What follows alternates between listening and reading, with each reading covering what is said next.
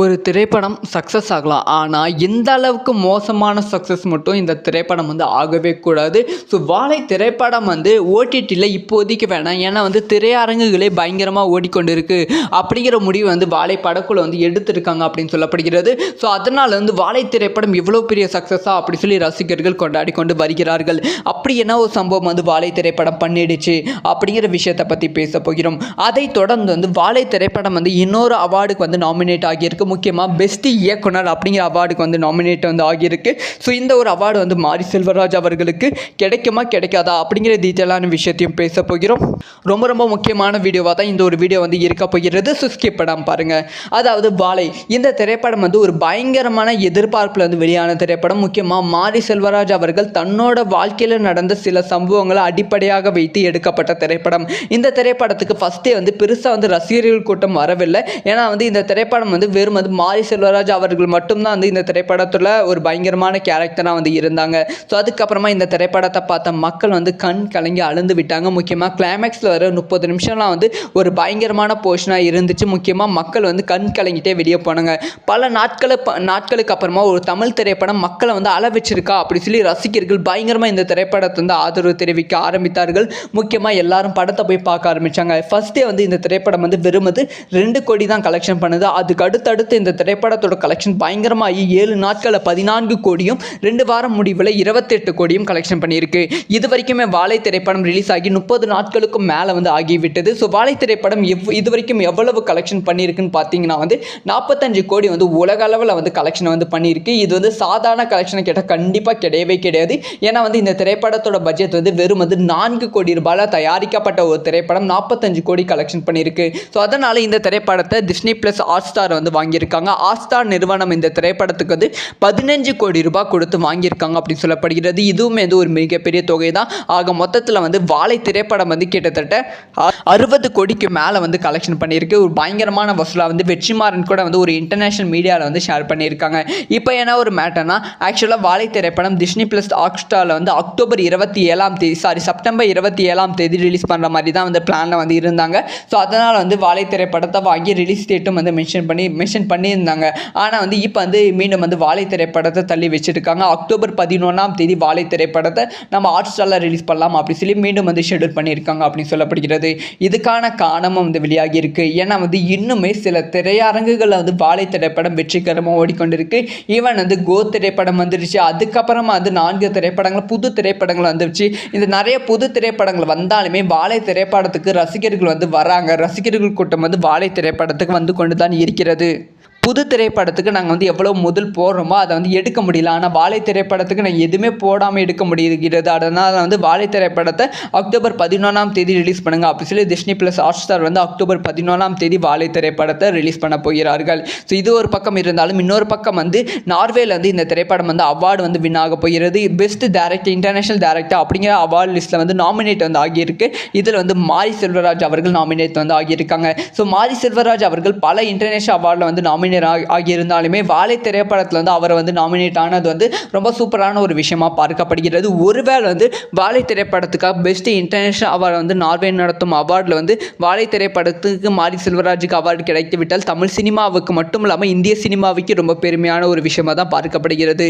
இந்த மாதிரி சரித்திரத்தில் நடந்ததில் ஒரு திரைப்படம் இப்போதைக்கு ரிலீஸ் பண்ணாதுங்க, தேட்டரில் நல்லா ஓடுது, அப்புறமா ரிலீஸ் பண்ணுங்க அப்படி சொல்லி டிஸ்னி பிளஸ் ஹாட்ஸ்டாரே டேட்டை சேஞ்ச் பண்ணுவது. ஸோ இதை பற்றி உங்களோட ஒப்பீனியன் என்ன? நீங்கள் வாழை திரைப்படத்தை பார்த்துட்டிங்களா அப்படிங்கிற விஷயத்த மறக்காம கமெண்ட்ல. ஒரு திரைப்படம் சக்ஸஸ் ஆகலாம். ஆனால் இந்த அளவுக்கு மோசமான சக்ஸஸ் மட்டும் இந்த திரைப்படம் ஆகவே கூடாது.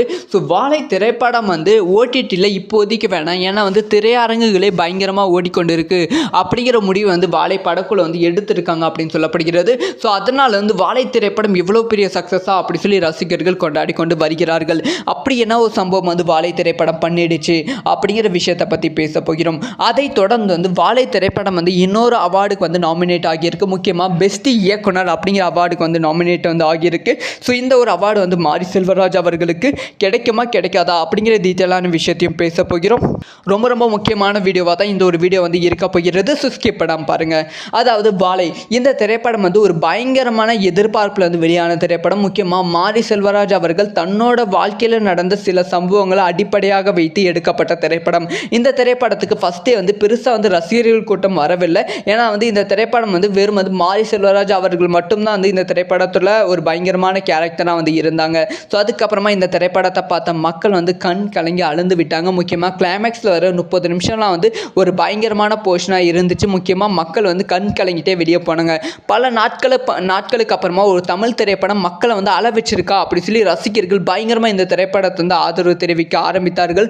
முக்கியமாக எல்லாரும் படத்தை போய் பார்க்க ஆரம்பித்தாங்க. ஃபர்ஸ்டே வந்து இந்த திரைப்படம் வந்து வெறும் 2 கோடி தான் கலெக்ஷன் பண்ணுது. அதுக்கு அடுத்தடுத்து இந்த திரைப்படத்தோட கலெக்ஷன் பயங்கரமாகி 7 நாட்களில் 14 கோடியும் 2 வாரம் முடிவில் 28 கோடியும் கலெக்ஷன் பண்ணியிருக்கு. இது வரைக்குமே வாழை திரைப்படம் ரிலீஸ் ஆகி 30 நாட்களுக்கும் மேலே வந்து ஆகிவிட்டது. ஸோ வாழை திரைப்படம் இது வரைக்கும் எவ்வளவு கலெக்ஷன் பண்ணியிருக்குன்னு பார்த்தீங்கன்னா வந்து 45 கோடி வந்து உலக அளவில் வந்து கலெக்ஷன் வந்து பண்ணியிருக்கு. இது வந்து சாதாரண கலெக்ஷனை கேட்டால் கண்டிப்பாக கிடையவே கிடையாது. ஏன்னா வந்து இந்த திரைப்படத்தோட பட்ஜெட் வந்து வெறும் 4 கோடி ரூபாயில் தயாரிக்கப்பட்ட ஒரு திரைப்படம் 45 கோடி கலெக்ஷன் பண்ணியிருக்கு. ஸோ அதனால் இந்த திரைப்படத்தை டிஸ்னி பிளஸ் ஹாட்ஸ்டார் வந்து வாங்கியிருக்காங்க. ஹாட்ஸ்டார் நிறுவனம் இந்த திரைப்படத்துக்கு வந்து 15 கோடி ரூபாய் கொடுத்து வாங்கியிருக்காங்க அப்படின்னு சொல்லப்படுகிறது. இதுவுமே வந்து ஒரு மிகப்பெரிய தொகை தான். ஆக மொத்தத்தில் வந்து வாழை திரைப்படம் வந்து கிட்டத்தட்ட 60 கோடிக்கு மேலே வந்து கலெக்ஷன் பண்ணியிருக்கு. ஒரு பயங்கரமான வசூலாக வந்து வெற்றிமாறன் கூட வந்து ஒரு இன்டர்நேஷனல் மீடியாவில் வந்து ஷேர் பண்ணியிருக்காங்க. இப்போ என்ன ஒரு மேட்டர்னா ஆக்சுவலாக வாழை திரைப்படம் டிஸ்னி பிளஸ் ஹாட்ஸ்டாரில் வந்து செப்டம்பர் 27 ரிலீஸ் பண்ணுற மாதிரி தான் வந்து பிளானில் வந்து இருந்தாங்க. ஸோ அதனால் வந்து வாழை திரைப்படத்தை வாங்கி ரிலீஸ் டேட்டும் வந்து மென்ஷன் பண்ணியிருந்தாங்க. ஆனால் வந்து இப்போ வந்து மீண்டும் வந்து வாழை திரைப்படத்தை தள்ளி வச்சுருக்காங்க. அக்டோபர் 11 வாழை திரைப்படத்தை நம்ம ஹாட்ஸ்டாரில் ரிலீஸ் பண்ணலாம் அப்படி சொல்லி மீண்டும் வந்து ஷெட்யூல் பண்ணியிருக்காங்க அப்படின்னு சொல்லப்படுகிறது. இதுக்கான காரணமும் வந்து வெளியாகி இருக்கு. ஏன்னா வந்து இன்னுமே சில திரையரங்குகளில் வந்து வாழை திரைப்படம் வெற்றிகரமாக ஓடிக்கொண்டிருக்கு. ஈவன் வந்து கோ திரைப்படம் வந்துருச்சு. அதுக்கப்புறமா வந்து 4 திரைப்படங்கள் புது திரைப்படங்கள் வந்துருச்சு. இந்த நிறைய புது திரைப்படங்கள் வந்தாலுமே வாழை திரைப்படத்துக்கு ரசிகர்கள் வந்து வராங்க. ரசிகர்கள் கூட்டம் வந்து வாழை திரைப்படத்துக்கு வந்து கொண்டு தான் இருக்கிறது. புது திரைப்படத்துக்கு நாங்கள் வந்து எவ்வளோ முதல் போடுறோமோ அதை வந்து எடுக்க முடியல. ஆனால் வாழை திரைப்படத்துக்கு நாங்கள் எதுவுமே போடாமல் எடுக்க முடிகிறது. அதனால் வந்து வாழை திரைப்படத்தை அக்டோபர் 11 ரிலீஸ் பண்ணுங்க அப்படி சொல்லி டிஸ்னி பிளஸ் ஹாட்ஸ்டார் வந்து அக்டோபர் 11 வாழை திரைப்படத்தை ரிலீஸ் பண்ண போகிறார்கள். ஸோ இது ஒரு பக்கம் இருந்தாலும் இன்னொரு பக்கம் வந்து நார்வேல வந்து இந்த திரைப்படம் வந்து அவார்டு வந்து வின் ஆக போகிறது. பெஸ்ட் டைரக்டர் இன்டர்நேஷனல் டைரக்டர் அப்படிங்கிற அவார்டு லிஸ்ட்டில் வந்து நாமினேட் வந்து ஆகியிருக்கு. இதில் வந்து மாரி செல்வராஜ் அவர்கள் நாமினேட் வந்து ஆகியிருக்காங்க. ஸோ மாரி செல்வராஜ் அவர்கள் பல இன்டர்நேஷனல் அவார்டில் வந்து நாமினேட் ஆகியிருந்தாலுமே வாழை திரைப்படத்தில் வந்து அவர் வந்து நாமினேட் ஆனது வந்து ரொம்ப சூப்பரான ஒரு விஷயமா பார்க்கப்படுகிறது. ஒருவேளை வந்து வாழை திரைப்படத்துக்காக பெஸ்ட் இன்டர்நேஷனல் அவார்டு வந்து நார்வே நடத்தும் அவார்டில் வந்து வாழை திரைப்படத்துக்கு மாரி செல்வராஜுக்கு அவார்டு கிடைத்து விட்டால் தமிழ் சினிமாவுக்கு மட்டும் இல்லாமல் இந்திய சினிமாவுக்கு ரொம்ப பெருமையான ஒரு விஷயமா தான் பார்க்கப்படுகிறது. இந்த மாதிரி சரித்திரத்தில் நடந்ததில் ஒரு திரைப்படம் வந்து இப்போதைக்கு ரிலீஸ் பண்ணாதுங்க, தேட்டரில் வந்து நல்லா ஓடுது, அப்புறமா ரிலீஸ் பண்ணுங்க அப்படி சொல்லி டிஸ்னி பிளஸ் ஹாட்ஸ்டாரே வந்து டேட்டை வந்து சேஞ்ச் பண்ணுவது. ஸோ இதை பற்றி உங்களோட ஒப்பீனியன் என்ன? நீங்கள் வாழை திரைப்படத்தை பார்த்துட்டிங்களா அப்படிங்கிற விஷயத்தை மறக்காம கமெண்ட்